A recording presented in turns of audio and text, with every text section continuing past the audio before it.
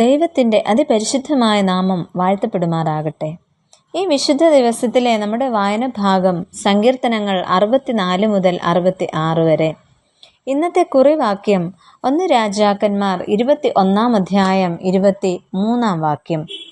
നായ്ക്കൾ ഇസബേലിനെ ഇസ്രായേലിൻ്റെ മതിലരികെ വെച്ച് തിന്നുകളയും. സീദോനിലെ എത്ബാൽ രാജാവിൻ്റെ മകളും ഇസ്രായേൽ രാജാവായ ആഹാബിൻ്റെ ഭാര്യയുമായിരുന്നു ഇസബേൽ. സീദോൻ ഒരു തുറമുഖ പട്ടണവും സോർ രാജ്യത്തിൽ ഉൾപ്പെട്ടതും ആയിരുന്നു.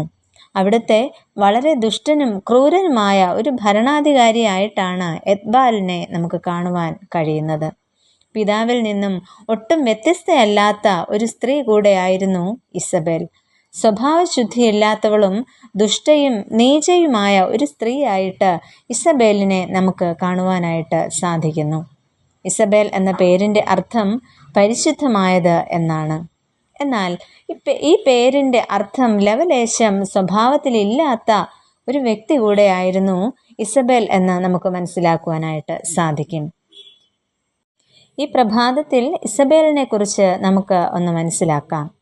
ഒന്നാമതായി, വിഗ്രഹാരാധന പിന്തുടരുകയും പ്രോത്സാഹിപ്പിക്കുകയും ചെയ്ത വ്യക്തിയായിരുന്നു ഇസബേൽ. ഇസബേൽ തൻ്റെ സ്വദേശമായ സോരിലെയും സീദോനിലെയും ദേവീ പൂജയും ആചാരങ്ങളും ഇസ്രായേലിൽ നടപ്പിലാക്കുകയുണ്ടായി. ശമരിയയിൽ പണിത ബാലിൻ്റെ ക്ഷേത്രത്തിൽ അവൻ ബാലിന് ഒരു ബലിപീഠം ഉണ്ടാക്കി. ആഹാബ് അവിടെ ഒരു അശേര പ്രതിഷ്ഠയും ഉണ്ടാക്കി. അങ്ങനെ ആഹാബ് ഇസ്രായേലിൻ്റെ ദൈവമായ യഹോവയെ കോപിപ്പിക്കത്തക്കവണ്ണം തനിക്ക് മുമ്പുണ്ടായിരുന്ന എല്ലാ രാജാക്കന്മാരെക്കാളും അധികം ദോഷം പ്രവർത്തിച്ചു എന്ന് കാണുന്നുണ്ട്. അതിന് ആഹാബിനെ പ്രേരിപ്പിച്ചതോ ഇസബേൽ എന്ന വ്യക്തിയും ആയിരുന്നു. അങ്ങനെ ബാൽ സേവയ്ക്കായി ആഹാബിനെയും ഇസ്രായേലരെയും അധികം പ്രോത്സാഹിപ്പിച്ചിരുന്ന ഒരു വ്യക്തിയായിട്ടാണ് ഇസബേലിനെ നമുക്ക് കാണുവാൻ സാധിക്കുന്നത്. മാത്രമല്ല, ശമര്യയിൽ ആഹാബിനെ കൊണ്ട് ബാലിന് ഒരു ക്ഷേത്രം പണിയിപ്പിക്കുകയും ചെയ്യുന്നു. കൂടാതെ ബാൽ ആരാധന പ്രചരിപ്പിക്കുവാൻ ബാലിൻ്റെ പ്രവാചകന്മാരെയും അവിടെ നിയമിക്കുന്നു. മാത്രമല്ല, യഹോവയുടെ പ്രവാചകന്മാരെ കൊന്നുകളയുകയും ചെയ്യുന്നതിൽ ഇസബേൽ മുന്നിട്ട് നിൽക്കുന്നതായിട്ട് നമുക്ക് കാണുവാൻ സാധിക്കുന്നു. രണ്ടാമതായിട്ട്, യഹോവയുടെ ന്യായവിധിക്ക് ഓഹരിക്കാരിയായി തീരുന്ന ഇസബേലിനെ നമുക്ക് കാണാം. യഹോവയ്ക്ക് അനിഷ്ടമായ കാര്യങ്ങൾ ചെയ്യുവാൻ ആഹാബിനെ പ്രേരിപ്പിക്കുകയും കൂടുതൽ ആഹാബിനെ ദുർമാർഗി ആക്കി തീർക്കുകയും ഇസബേൽ ചെയ്യുന്നുണ്ട്.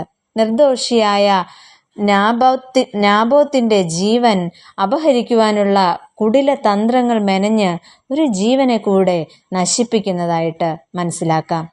ഇസബേലിനെ കുറിച്ച് ഇനിയും ഏറെ പറയുവാനുണ്ടെങ്കിലും യഹോവയായ ദൈവം ഇസബേലിനെ കുറിച്ച് അരുളി ചെയ്തത് അതുപോലെ നിവർത്തിക്കുകയാണ് ചെയ്യുന്നത്.